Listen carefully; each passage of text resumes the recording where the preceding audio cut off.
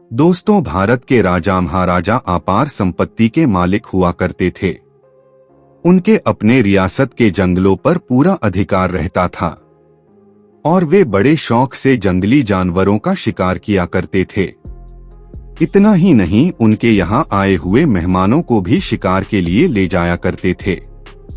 आपको बता दें कि आजादी के वक्त यानी 1947 में भारत में शेरों की संख्या 20,000 से ज्यादा थी। ज्यादा तो राजा महाराजाओं की बंदूक का निशाना बनने के लिए होते थे।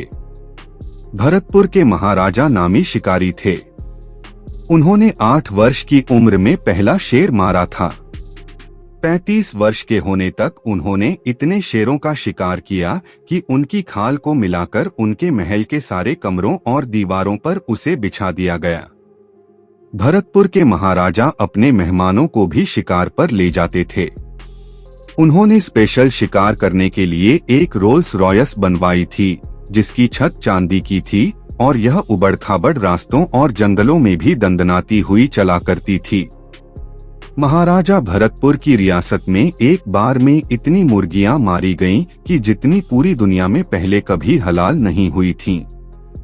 एक बार वायसराय लॉर्ड हॉर्डिंग के सम्मान में महाराजा ने शिकार का आयोजन किया था। इस आयोजन में 3 घंटे के अंदर 4,482 चिड़िया मारी गई थीं। भरतपुर के महाराजा ने प्रिंस ऑफ वेल्स और उनके नौजवान एडिसी माउंटबेटन को भी काले हिरण के शिकार पर बुलाया था। बाद में लॉर्ड माउंटबेटन वायसराय बनकर भारत आए। ग्वालियर के महाराजा को भी शिकार का शौक था। वह खासकर शेर का शिकार किया करते थे। लापियर और कॉलिंस के मुताबिक महाराजा ने अपने जीवन काल में 1,400 से अधिक शेर मारे थे और उन्होंने गिने चुने लोगों के लिए शेर के शिकार के गुण बताते हुए एक पुस्तक भी लिख डाली थी। महाराजा माधोराव सिंधिया ने साल 1914 में लॉर्ड चार्ल्स हार्डिंग को भी शिकार पर आमंत्रित किया था।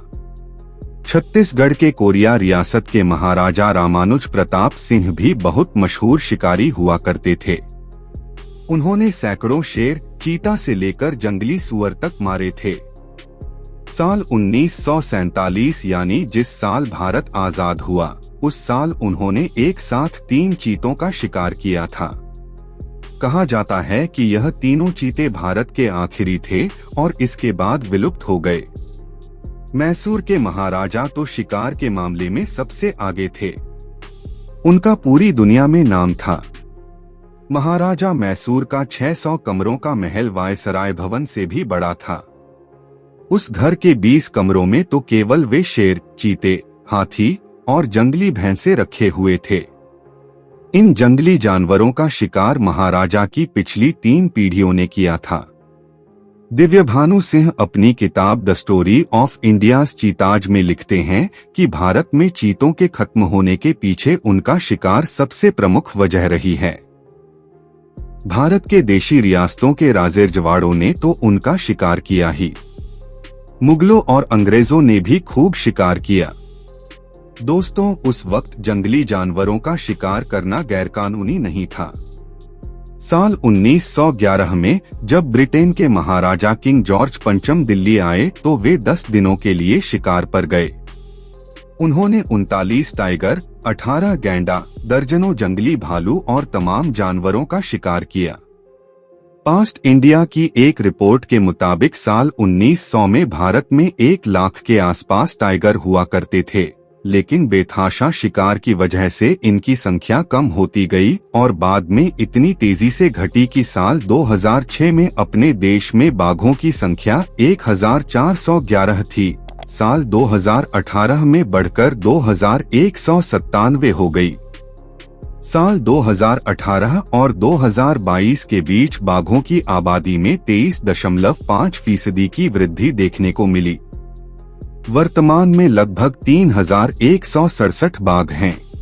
लगभग 80% बाघ अब 18 राज्यों में से 8 में रहते हैं, जिनमें मध्य प्रदेश, कर्नाटक, उत्तराखंड, महाराष्ट्र, तमिलनाडु और असम शामिल हैं। मध्य प्रदेश में बाघों की संख्या सबसे अधिक है। यहाँ टोटल 785 बाघ हैं। इसीलिए मध्य प्रदेश को टाइगर स्टेट कहा जाता है। इसके बाद नंबर आता है कर्नाटक का, जहां 563 बाघ हैं और महाराष्ट्र में 444 हैं। तो दोस्तों, आज के लिए बस इतना ही। आशा करता हूं कि यह वीडियो आपको पसंद आई होगी। अगर वीडियो अच्छी लगी हो तो वीडियो को लाइक करें और चैनल को सब्सक्राइब करें। तो मिलते हैं अगले वीडियो में, तब तक के लिए धन्यवाद।